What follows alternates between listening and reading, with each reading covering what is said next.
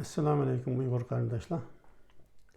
Bugun sizlarga Sharqiy Turkistondagi milliarderlar haqida, ya'ni Forbes jurnalining Xitoydagi 500 eng kuchli milliarderlar ichida Sharqiy Turkistonda 4 milliarderlarni açıkladı, yani 2020-yılı.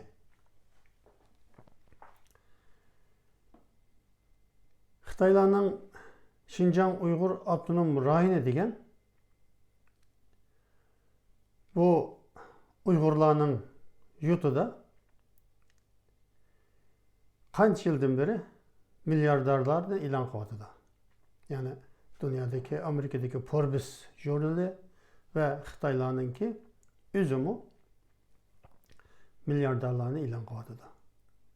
Ama Uyghur yurtida bir mu Uyghur milyarder yok.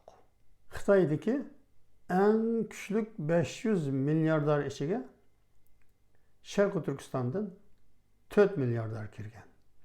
2020-yılı bu tizimlikte. Endi 2015-yılı Sharqiy Turkistondagi milyarder 10'di. 2016-yılı 12'ye çıktı. Sharqiy Turkistondagi milyarder. 2017-yılı 13 milyarderni e'lon qildi. Yani Forbes jurnali. 2018 yıldan başlap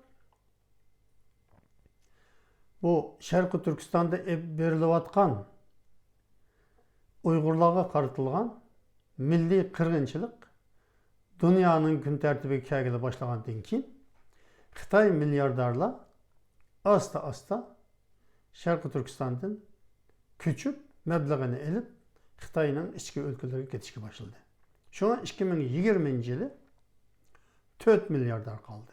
Yani en küçük dolar milyarderinden 4 milyarder kaldı. Endi bu dolar milyarderleri uzun yıllardan beri e'lon qilinib kelyapti, ama ichida bir mu Uyg'ur yoki Qozoq milyarder yok. 2020-yılı e'lon qilingan bu 4 milyarderga bir qarab chiqaylik. Yani bunun birincisi Sun Guangxin degan bir Xitoy. Bu Guanghui şirketinin lideri. Zaten Xitaylar içinde nayitli meşhur ve Sharqiy Turkistondagi Xitoy milyarderinin birincisi, yani en çok milyarder. Bu hafta Sun Guangxin hakkında ben ötkenki bir programda biraz ma'lumot bergandim. Sun Guangxin açarçılık yıllarında yani Xitoyning Shandong ülkesinden ata-anası bu 5 balını içinde, 5 balının içinde Sun Guangxin baba açarçılıktan ölümden kutup kalış için yük poyuza oturup Ürümçi'ye kelgan. Ve Ürümçi'de hiç kandak turduğun yer tapanmay koçularda yetip kopup 5 balı öyle. Ahırı içi ağırtkan, bu Xitoyga içi ağırtkan bir Uyghur Şihabada degan yerde Ürümçi'ninki özünün kurosuna algan ve bir kazınaktak bir öyünü bu Xitoyga bergen. Ama şeyde bir kere oturuptu deb. Bu Sun Guangxin'nin dadısı ayak yamaydıgan bir küçük eski maşinini elip çıkan. Sendong'dan. Şundan koçularda ayak yamap, ayak maylap degendek bu ballarına bakkan. Şu an Sun Guangxin'nin başkaları başka 4 bala, yani Sun Guangxin'ninki bir erkek, 3 kız karındaşı var.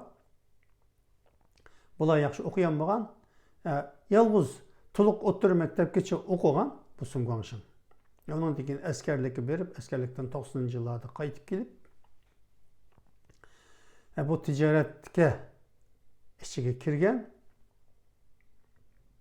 kalanchur degan narsani qo'yib ko'chalarda ishni mushuni bilan boshlagan. Ammo ishi yaxshi aqmagan. Bu 1991-yili Sharqiy Turkistonga Sandongdan Wang Lochan degan Xitoy Xinjiang Uyg'ur Avtonom rayonluq partiyukomning birinchi sekretari bo'lib yetkazib kelgan. Bu Sun Guangxin bir yo'l bilan o'zininki bir yurtlig'i bo'lgan Wang Lochanga ulashib, Wang Lochanning qo'llashi bilan neft ishlariga kirgan, inshoot ishlariga kirgan, shunday qilib oxirida shunday tiz vaqt ichida milyarder bo'lgan.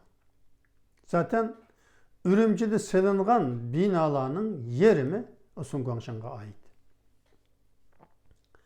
Bu neft, gaz ticareti mi? Wang Lochan burillan bu Sun Guangxinga bergan. Şunun bilan bu işlemi köp pul kazangan.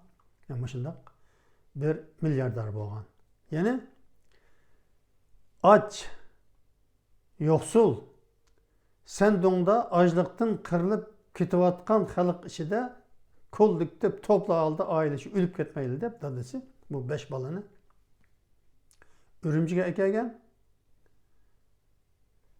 ve ayak yamab bu ballarına bakkan şu balının birisi Sun Guangxin bugün Sharqiy Turkistondagi en çok milyarder. Yani Xitoydagi 500 milyarder ichida aldığında Katar'daki milyarderlarının biri. Yani ikincisi Mi Yonghua. Yani Mi Yonghua özüne Tungan'daydıken o mu Sandongluk?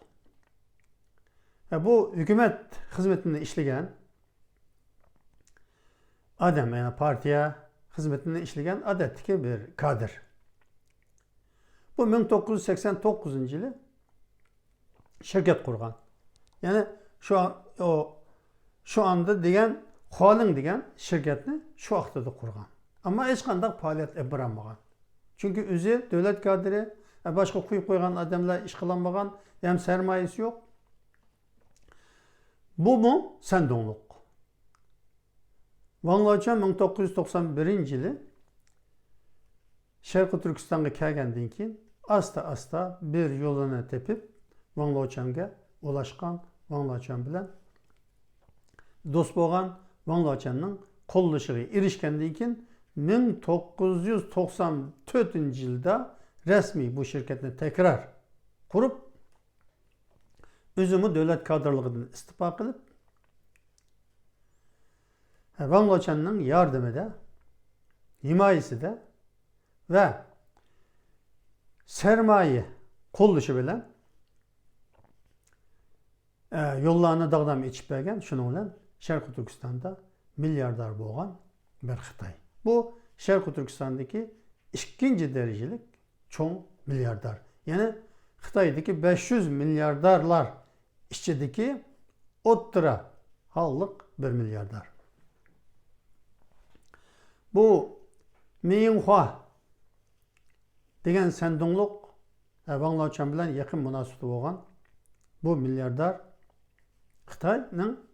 Xitoy ichida ve dünyada mı danqı var. Çünkü bu hani 2010 yılda şu vaqtlarda ben o'qigan şu Xitoycha materiallarga qaraganda Xotandan Qashqardan bulup yani Janubdan 500'den artık Uyghur yetim balını ko'chalardan toplab beqib bunu o'zini teşvik qildigan bir material sifatida ishlatib kelgan. Şuna bu Xitoyda nəhayət mehri şəfqətlik bir iş adamı, yani mehriban insanlarga bulubmu, u yerdagi assalliq millatlarga, yerli xalqlarninki yetim balalarına bakkan, 500'den artıq balını bakkan deb Xitoyda nəhayət çoğ mukofotlarga erishgan. Xalqarada mı mukofotga erishgan bir Xitoy. Bu Xitoy balalarına bakkan ama Uyghur balalarını ko'chalarda qolgan. Bu qandaq balalar? Yani ata-onasi turmaga kirib ketgan, bundaq siyasi meselesi var deganlarga zaten yaqin bo'lmaydi, ularni o'lsin deydi de. Faqatla anasi dadisi ajrashib ketib ko'chalarda qolgan. Siyosiy jihatdan hech qanday bir bu Xitoyga, ya'ni Miyonxoga bir problem yaratmaydigan shundoq bolalarni yig'ib Xitoydan olgan, ya'ni Wang Lochandan olgan bu pullar bilan, rüşvetler bilan, paraxo'rliqlar bilan bergan pulning, ya'ni qora pulni oqlash uchun 500 dan ortiq Uyg'ur balını o'qitib, beqib, kiyim-kechagini berib, Xitoyda hem dünyada nihayeti yani insanperver, hayır sahavetçi bir iş adamı deb nam algan bir Xitoy. Bu Şarkı Türkistan'daki ikinci derecelik büyük milyarder. Üçüncüsü Gu Wei, dördüncüsü Ping Dongming. Gu Wei degan Ürümçideki Shuma degan bir şirketning sahibi ekan. Ping Dongming degan asli Xitoydami tug'ilmagan, ya'ni qaysi davlatda tug'ilganligi hani yozilmagan. Ama bu ben o'tgandagi bir programda da dedim. Chet elliklarninki Sharqi Turkistondagi mablag'i va qurgan zavod fabriklari haqida so'zlaganda men bu Xitoy haqida so'zladim. Chunki Korluda neft ximiya zavodi nihoyatda cho'ng. Neft ximiya zavodi, ya'ni 1000 bilan 2000 kadar ishchi ishlayotgan bir fabrikani 2 yil oldida, ya'ni Germaniyaningki, Amerikaning büyük iş adamları bilan birleşip bunu biraz pul koyup shunga o'rtoq bo'lib shundoq cho'ng bir fabrikani qurgan Xitoy. 2020 yili 4 ga qolgan. Da. Yani Xitoy milyarderleri qolganlari asta-asta Xitoyning ichiga ketgan. Xitoyning ichiga, yani Uyg'urlarga qaratilgan Xitoyningki bu milliy qirg'inchilik siyosatida bizni de Amerika ambargo, jaza uyg'unlasa bizningki kelecek işimizga ta'sir yetadi deb 2018, 2019, 2020 yillar 10 necha Xitoy milyarderi Xitoyning ichki o'lkalarga ko'chib ketdi. Shuning bilan bu 2020 yili yani 500 milyarder ichida, en büyük Xitoydagi 500 milyarder ichida Sharqi Turkistonda 4 milyarder qolgan.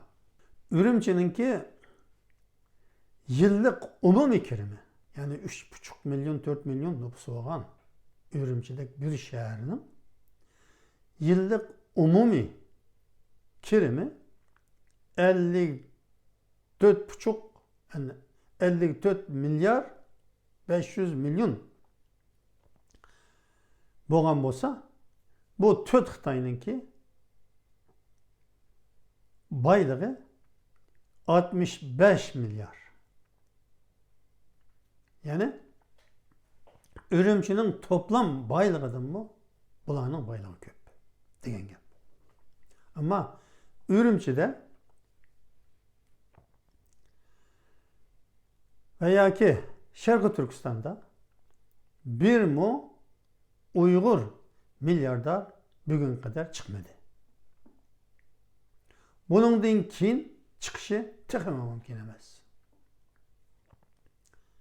Nima uchun? Chunki Xitoy mustamlikachi, ishg'olchi bir davlat. Uyg'urlarning boy bo'lishini qat'iy istamaydi. Hatto yuzini qazanmaydi.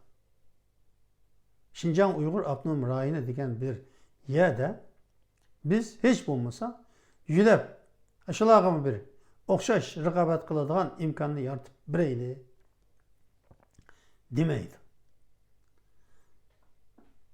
Zamanında Ürümchida nihoyatda yaxshi ish qilgan, nihoyatda aqlli, shirkat boshqarish qobiliyatiga ega, shundoq hem okugan, bilimlik, dünyani biladigan şundak iş adamları çıkkan. Mesela ben şu 2007-2008 yılları bu Uygurlarınki tor betlerinde bir video kökentim. Mesela şu Ürümçi'de bir yaş yigit süpermarket, yani Türkiye'de süpermarketteyimiz, yani yemek içmeklerini, parakentlerine parça yemek içmek satıdığan çoğun magazınlar yani. Ama şundak magazınlar zincirini açkan bir ziyali varken. Yani ben onunki şu vakti da şu videosunu kögen yine hatırlayman. Hatta her ayda bir kıtım, 15 günde bir kıtım məxsus aeroplan bilen Şanghay'a berip, Şanghay'daki halkaralık bir konferanslara katılıp, şu Amerika'dan, Avrupa'dan kelgen çoğun iş adamlarınınki dokladlarını anlap, kelgenligini ve dünyanınki tumurunu, yani iqtisadi tumurunu qandaq soqayotganligini davamlıq taqib qilib turgan, dünyanın gidişatını taqib qilib turgan, Xitoyning taraqqiyotini taqib qilib turgan ve Sharqi Turkistonda yemek içmek fabrikası olan hem özününki marketleri olan bu şundaq bir sene hazır ismini unuttum. Anlasam bu yurtdışıga bir ayalını davaltış münasebetinden çıkıp o yerde vatanın içinde iş adamlarının tutulu başlaganda kirip gitenme yurtdışıda yaşavadıdı dep anlagandım. Ne bilen bulmasın özünün canını bolsama qutquzuptu. Malını qutqazdığımı bilmeymen. Mesela muşununga okşagan Türkiye'deki mesela ülkerge okşaş çoğun şirketlerinki o yerdeki temsilçiliğini elip o yerde fabrika kurup büyük işlerini kılgan şundak Uygurlar battı. Ulamı mu akıbeti ne mi oldu? Bu haqda benim haberim yok. Yani bütün Uygurlarınki baylarının pullarını aldı, özlerine turbağa saldı ve ailelerine büyük eziyetlerini çektirdi. Xitaylarınki tarihten beri aldı bilen Uygur baylarını yokutuş planı bu siyaseti devamlılık bulup gelgen bu kıtım en dehşetli türde Uygur baylarınki, Uygur iş adamlarının melgılamamız cenegimi zaman buvatıdı. Endi Xitay muşundak bir vəhşi bir hakimiyet. Biz Rusya'nı siliştirip bakayla. Mesela şu anda mı bir kadar demokratisi naçar boğan Rusya'nı bilen Xitay'ını siliştirip bakayla. Rusya'nın 2020 yıllık Forbes yurdunun ilan kılgan tizimligi de yani 200 iş adamını tizimine karab çıktı. Rusya'daki 200 milyardarının tuncu 10'u içinde bir kança Türkiye xalqlardan boğan milyardarlar var. Rusya'daki 200 milyardar içinde tuncu 10'nun içinde bir kança Azeri, Özbek, Tatarlarını gördüm ve onunki tuncu 100'üge karab çıktım. Bunun içinde neydi köp Azeriler var, Özbekler var, Tatarlar var, Kazaklar var. Yani bunlar Rusya'ya berip ticaret kılıp milyardar boğan.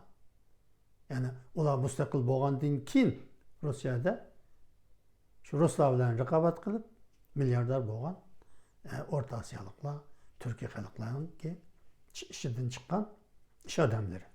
Rusya'daki en çok 10 milyardar işin içinde beşincisi Vagit Ekberov. 15 milyar 200 milyon dolar sermayesi var. Baylığı var. Bu Azeri. Yani zamanında Moskvada okugan, neft injeneri bo'lgan. Keyin Azerbayjonga qaytib, Azerbayjonda yana injenerlik qilgan. Onundan keyin ticaretga atlanıp neft ticareti qilgan Sibiriyada ve şu andaki Rusya'nınki en bay 10 adamınki içinde 5. qatada Forbes dergisi ilan qilgan. 6.'sı da Gennady Timochenko. Bu Ermeni. Yani Ermenistan'ın 3 milyon nüfusu var şu anda. Ama onun 1 milyonu çet ellerde işleydi. Yani Rusya'da, hatta Türkiye'de mi 100 bin Ermeni Türkiye'de uya bir yerlerde işçilik kılıp Cenab-ı Hak'da. Eğer bu Ermeni Ermenistan'da olsa onunki milyarder buluşu o çüdü mü milyarder bulamaydı insanlar. Onun şu andaki sermayesi 14 milyar 400 milyon dolar. Yani Ermenistan Şarkı Türkistan'daki Gumu nahiyesinden mi küçük? Yani 29 bin kvadrat kilometre. Gumu nahiyesi 39 bin kvadrat kilometre. Ne meyle Ermeni olsun, meyle Azeri olsun. Bula Rusya'ya verip şu Rus'un yutuda Ruslar bilen rekabet kılıp aşında çok milyarder boğan. Endi 7.'si Elşir Osmanov. Taşkentlik Özbek. Rusya'daki en bay 10 milyardarının 7.'si. Yani 13 milyar 400 milyon dolar sermayesi var. Onun dinkinkisi İskender Mehmedov. O da Bukharalık Özbek. 7 milyar 200 milyon dolar iktisadı var. Endi Özbeklerinki onundan başka mı? Kaç tane milyarderler var?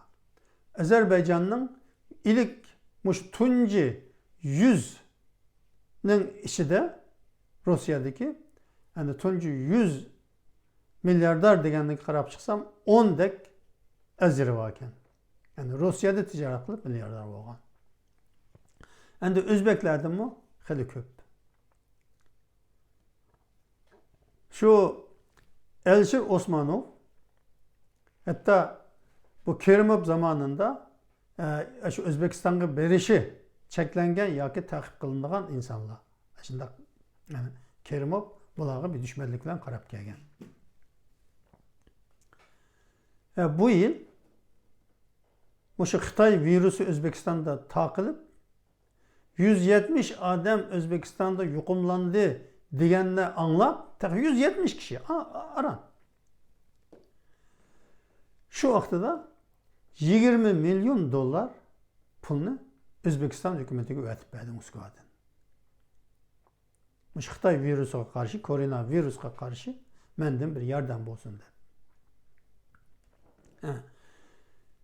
2020 yılı 4. ayınki 25-30'lara kadar Özbekistan'ın prezidenti, yeni prezidenti, yani Şevket Mirziyoyev degan prezidenti Moskvaga ziyaretke bağında Özbekler, yani bu Elşir Osmanov başçılığındaki Özbek iş adamlarını teklif kıldı. Özbekistan'a yatırım kılsanlar biz sizlerge hem imkanlarını sağlayımız degan dinkin hech qanday qo'rqmanglar bizdan sizlar Özbek bütün tuqqanlaringlar tug'ilgan yeringlar O'zbekiston tuqqanlaringlar O'zbekistonda degan dinkin bular bizningki jinimizga buningdan keyin qasd bo'lmaydi milimizga qasd bo'lmaydi Allohga ishlaymiz albatta o'zimizning millatiga xizmat qilamiz deb 55 kelishim imzoladı Özbekiston hukumati bilan ve 16 milyar dolarlık 55 tane kelishim imzaladı. Bularmı Rusya'dan tapkan pulunu Özbekistan'a meblağ qilib silib, o yerde Özbek halkının turmuşunu yaxshilash uchun bu shunday pulunu çıkarıvadıdı, gücünü çıkarıvadıdı, aklını çıkarıvadıdı. Yani Xitay bilen Rusya'nı siliştirdiğin bolsa, Özbekler, Azeriler, Kazaklar, hatta Ermeniler, qaysi milletten bolsun, Rusya'ya verip, gerçi özü Rusya vatandaşı bombusu mu? Ticaret kılıp, pul tepip, Ruslarla rekabat kılıp, yani Rus'un yurtida, dünyadaki meşhur milyarderlar katarıga ötken. Ama Ruslar ulanın puluğa el koymadı, pulunu tatip almadı, ya ki özünün turmuğu usulümedi, bütün imkaniyetlerini Ruslarga okşaş yartıp bir vatıdı. Yani bu Xitay bilen Ruslarning farkı. G'arib dünyasida bo'lsa, o zaten demokratiyada hammadan beygide kimning kuchi, kimning aqli bo'lsa, qabiliyati bo'lsa, shu o'tib chiqadi. Ama demokratiyasi eng tushuk bo'lgan Rusiyadimi? Şu yani Orta Asiyalıklar, Türkiye xalqlarining ishidan chiqqan insanlar Rusya'ya verip milyarder bula algan. Hiç kim onun pulunu tatib algan emas. Hiç kim qo'rqitgan emas. Endi Tataristan'da desek, Tataristan'dan bile 4 tane milyarder gördüm. 2020 yılki şu en bay milyarderlarının tizimligida. Tataristan kichkina bir yer. Nüfusu 4 milyon. 2 milyon Tatar var.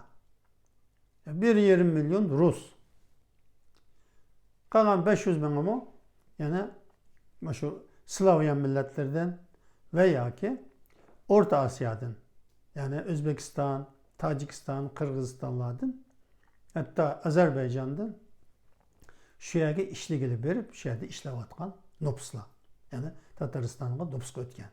Çünkü Tatarlar keyingi 15 yıl içinde o yerde maşinsazlık, metallurgiya yani tümür plat ve lipid gaz fabrikaları boğaçka aldı bilen biz özümüzün karındaşlarını işletimizde Orta Asya'nın bağan yani işçilerini en yaxşı maaşlarla işletip kevatıdı. Şuna ulanımı vatandaşlık evatıdı. Bu yerde 4 milyon nüfus var, 2 milyon Tatar var ama şu 2 milyon Tatar'ın mı 4 tane dünyaya meşhur milyarder olgan. Yani Tataristan bilen Şarkı Türkistan'ı siliştirsak, Tataristan Şarkı Türkistan'ın 24'ten bir kısmı doğru kıldı. Zemin miktarından. Yani 1 milyon ton neft var, zapısı var değildi. Bu Şarkı Türkistan'daki fakatlam teklemekan boylarındaki 20 bin neft kuduğunun bir kuduktan çıkıdığan neft. Yani biz başka milletler bilen seliştiğinde Uygurlar bulup mu Orta Asya'daki Kazak, Kırgız, Özbek olsun, Tatarlar olsun uzun yıl komünizminin asarda da yaşayan 70 yıl. Bu halklara karaganda Uygurlar ticaretke ait usta halk. Her yerde pul tepip Xitayga mı ticaretini üretken Guangzhou'da Xitaylarga Zhuhay'dan rex tuşni üretken yana Uygurlar. Ben 1984 yılı kino yazgıçlar, rejisörler bir toplantısına bağlandım Guangzhou'ga.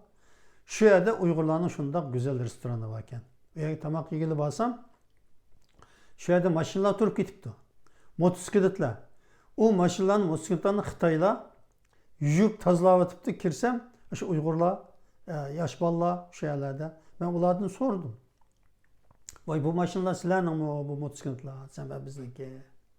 Ya bu Xitaylar şu desem bunlar bizimki maşinini yuyduğun, tazlaydıgan Xitaylar.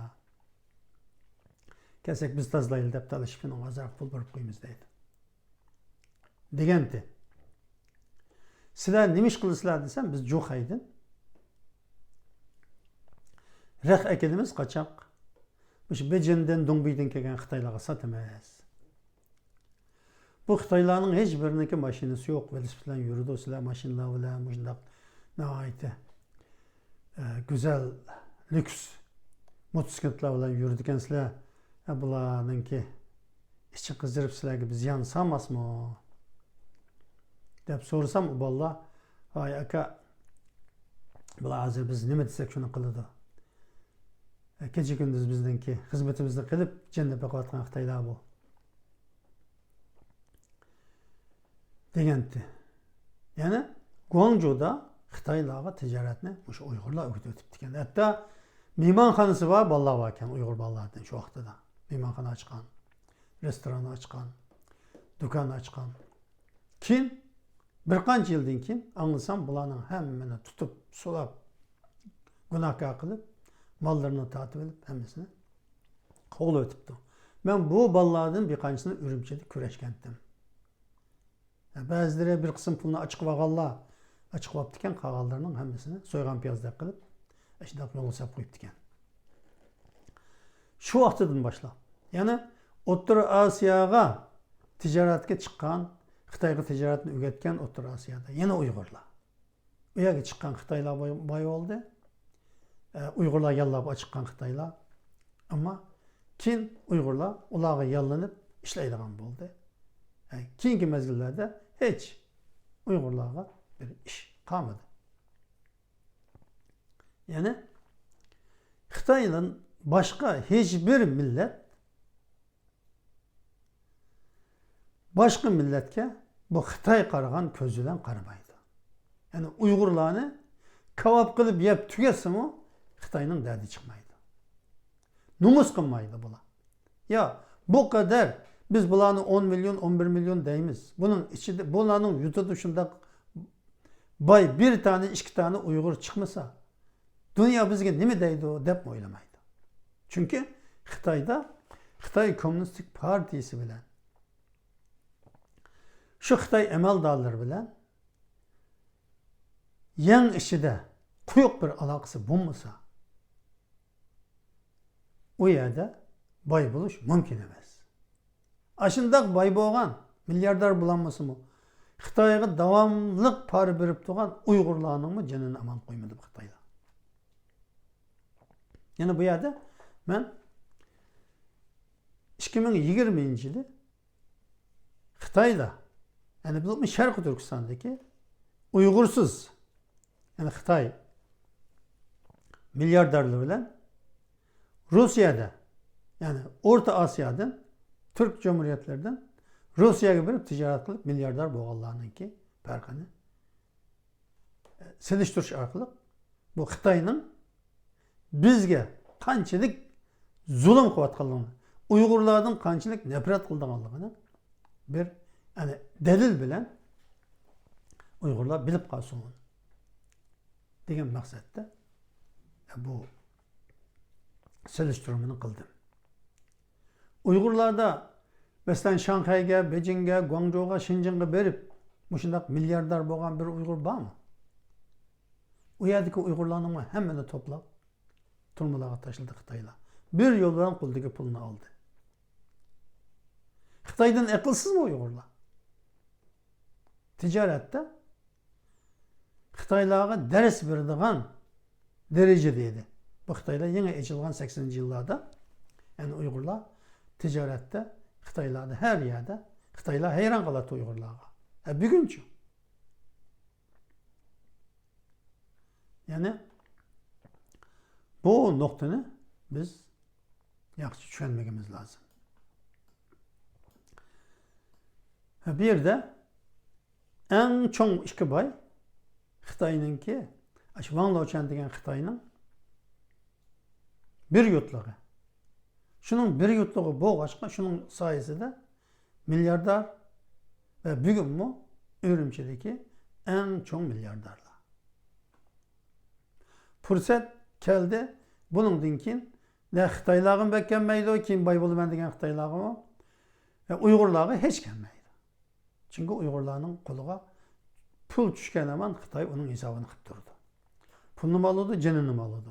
Shinsaymi shunday qilgan, Gomindangmi shunday qilgan, Gungsandangmi shunday qildi, hozirmi shunday qiladi. Xitoylar Uygurlarninki boy bo'lishini, bo'libmi milliardar bo'lishini qat'iy istamaydi. Çünkü pul degan bir kuch, Uygurlarning kuchga erishishini Xitoylar kesinlikle istamaydi ham yo'l qo'ymaydi. Endi bilim sohasida, masalan, puli bo'lmasa-mu, bilim sohasida raqobat qilish imkoni bormi Uygurlarning? Uni yo'q. Masalan, deylik, Sovet İttifakı zamanında Stalinning en dehşetli zulmü sürüvatkan zamanlarda ve onun keyinki zamanlarda Orta Asya'dan, Özbeklerden, Kazaklardan, Kırgızlardan dünyaya meşhur şahıslar çıktı. Mesela Cengiz Aytmatov. Şu Sovet İttifakı'nın en dehşetli tüzümü aslında dünyaya tunulgan bir yazıcı. Bir de Cengiz Aytmatov'un ki Mankurt degan kahramanı bütün dünya edebiyatıda da bir literatürge kirgen bir söz. Yani bir gün bulur 100 yılga tang deydigan bir romanı var 1980 yılı Cengiz Aytmatov'un yazgan. Bu tamamen komünistik tüzümge karşı yazılgan. Komünistik tüzümden yani Stalin tüzümünün şefkatsizliğine paş kıladigan bir roman. Çünkü bu Kırgızlarınki kadimi bir hikayesinin sözleş arkalık Sovet İttifakı'nın şefkatsiz insanlarını kulga aylandırış, mankurtlaştırış siyasetini baş kıladı. Mankurt kandak buludu. Hani insanlar mankurtka kandak aylandırıldı. Bu rivayette mankurt kılıdığan yani kulga aylandırdıgan insanın beşini çürüp ustur bilen onun dinkin tügünü soygan tügünün tirisini ekilip bunun beşiği yögep kızık aptapta piş aptapta şeyde putkonunu bağlap toktup koydu. Bu tügünün tirisi kurugan sırı kısıp başını xuddi aşı qısqaç tümürdek qısıp şundaq çıqırap ketedi onun astiga adam. Qancha qitim o'shadan ketib, qancha qitim o'shaga keldi. Qancha kunlab shundaq qoldi. Oxirida nima bo'ldi? Tamamen o'zining aqlini yo'qotgan. Xo'jayin nima desa, shuni qiladigan. O'zining kimligini, milliy kimligini, insoniy kimligini hammasini unutgan bir kulga aylandi. Bunun ismi Mankurt. Qaysi ishqa sası şunu kıldı. Ananı öldürdüyse öldürdü, dadanı öldürdüyse öldürdü. Muşundak bir yani ihtiyarı hiçbir zaman üzülü bulmagan, aklını tamamen yok atkan, yani bugünkü maşine adam dümmu naçar bir kulga aylandi. Yani Cengiz Aytmatov muşundak Sovet hakimiyetinin, sosyalist hakimiyetinin ki muşundak Abdülbeşir'sini aşkan eseri bilen dünyaya meşhur oldu. Ruslar, Sovet Komünistik Partisi Cengiz Aytmatov'unu tutup attı mı? Turmuğu suladı mı? Ama hiç ne kıymeti dünyaya meşhur oldu. Belki o Rus yazgalığı için şu Rusça eserini Moskova'da neşir kılgını için dünyada İngilizce'ye tercüme kılındı kitapları ve dünyaya meşhur oldu. Uyg'urlarda agar Chingiz Aytmatovga o'xshash eser yazgan biri bo'lsa, nima bo'lishi mumkin? Qanchalagan yozuvchilar bir şiir bilan, bir hikoya bilan ömür bo'yi turmada yotmadimi? Hozirmi yetyapmamdi? Yani bu Xitoy kommunistlar bilan Rus kommunistlarininki farqi. Mesela yine biri tabiiy panda. Yani Kazaklardan bir kosmos var. Yani alem kimisiga tushib, alem boşluğunu bir hafta gezip tushgan bir Kazak var. Bu yani Ruslar Sovet İttifakı alem boşluğuna çıkargan 72 kosmosunun biri. Onun ismi Toktar Abakurov. Yani Toktar Abakurov. Bütün dünya tanıyordu. Yani Ruslar biz çıkayla bu Kazak'la ne kılamayız? Bunun da yani böyle uçkuş boğan adamlar biz diyecek. Desi de etti. Xitayga o'xshash. Ama Ruslar her milletin her sahada insan yetiştirdi. Alem kimisi çürüp Ruslar yasagan bir de uçkuşlarını, Kazak uçkuşunu alem boşluğuna çıkardı. Şunda kabiliyetini yetiştirişine imkan verdi. Yani gelip Ruslar. Xitay Uygurlarga şunday imkan verishi mumkinmi? Aşındaq bir Uygur Xitaydan mı yaxshi yetişti diyelim. Aşını şu alem kimisiga selip alem boşluğuna Xitaylar bilan birga chiqarish mumkinmi Xitoyni? Chiqadimi shu bugunga qadar? Mumkin emas. Xitoy özüdün başka milletini adam katardı kurduğun bir millet emas. Yani Kazaklar hakkında gap qilganda birini men unutib qoptiman. Bu yıl yana Forbes jurnalı 50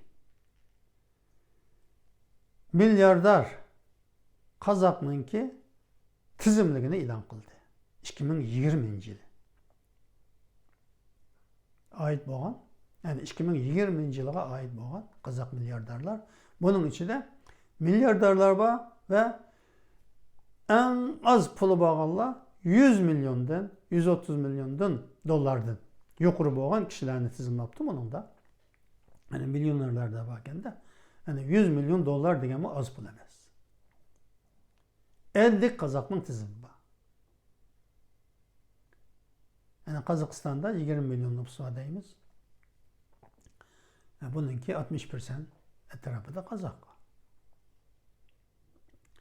Kazaklar müstakil bo'lgandan keyin, yani Kazaklar Uygurlarga, Özbeklarga qaraganda ticaretni pek bilib ketmaydi. Ama mustaqillikning bu xalqqa elib kelgan bayağı şartlığı. Öz devletinin baylığı bilen bu 50 Kazak Forbes jurnalınınki milyardarlar tizimliği de ismi ilan kılındı. Yani bularınki ismi de tepsilatını deyip oturuşumdan hacet yok. Yani eğer muş Kazaklarga o'xshash, Tatarlarga o'xshash, Özbeklarga o'xshash Uygurlardan 5-10 milyardar çıkıp kalgan bolsa, bular Uygurlarga şafaat qilmasmidi? Yoksul Uygurlarga yardım qilmasmidi? Zaten qilayotganlar batdı. Yani pul topgan Uygur aldı bilen özününki yiqildirlik qildi. Özünün Uygurlar yaxshilik qildi. Qilmaydiganlarmi bor ama ko'pinchisi vijdoni var insanlar. Aqli var, kabiliyeti var, vicdanı var insanlar. Ular mı Mesela Elşir Osmanov Moskvada turup şu koronavirüsten insanların kurtuluşuna yardımın bolsun. Özbekistan'a da 20 milyon dolar verip verdi. Daha yakında. Onun için 20 milyon dolar hiçbir narsa emas. Mesela bizde 10 tane milyarder boğan bolsa 20 milyondan överse 200 milyon dolar. Yani Uygurlarınki bütün yoksullarga büyük şafaat bulalaydı. Derdiki derman bulalaydı. Ama yok. Demiş ki erkinliğimiz yok, müstakillığımız yok, baylığımız Xitayning kulida, hukuk Xitayning kulida, hamma narsa Xitayning kulida. Uygurlar boy bo'lish huquqi emas, yashash huquqidan mahrum bir millat. Biz ne? Xitaylar hiçbir zaman adam qatarida ko'maydi Uygurlarni. İnsan qatarida ko'maydi. Dünyada zulüm her yerde varken milli zulüm de o'xshamagan derecede. Asallık milletlerge kimisi diken, bazıları zulüm kıldı iken ama o asallık milletini mi insan qatarida kurdu iken hiç olmasa. Bu da insan deydi iken. Ama Xitaylar bizni insan yerinde ko'maydi. Bunu bizning Uygurlar, ko'pincha Uygurlar tushunolmagan. Bizning ota-bobolarimiz tushunolmagan. Bizningki yaqinqi zamonki ziyolilarimiz tushunolmagan. Xalqimiz tushunib tagiga yetolmagan. Tushunib tagiga yetganlarni bo'lsa, ularni astirtdan dushman ko'zidan ko'rgan yoki ulardan uzoq turgan. Bular xatarlik odamlar. Uzoq turaylik deb. Oqibatda nima bo'ldi? Bütün millet tunudi ki Xitaylar Uygur milletini yeryüzüden yok kıvetmegüçe hatırcam bombaydı iken diyen xulosaya geldi. Bu oyunlaşmanın üzümü Uygurlar için bir azatlık yolu da etilgan tuncu kadem.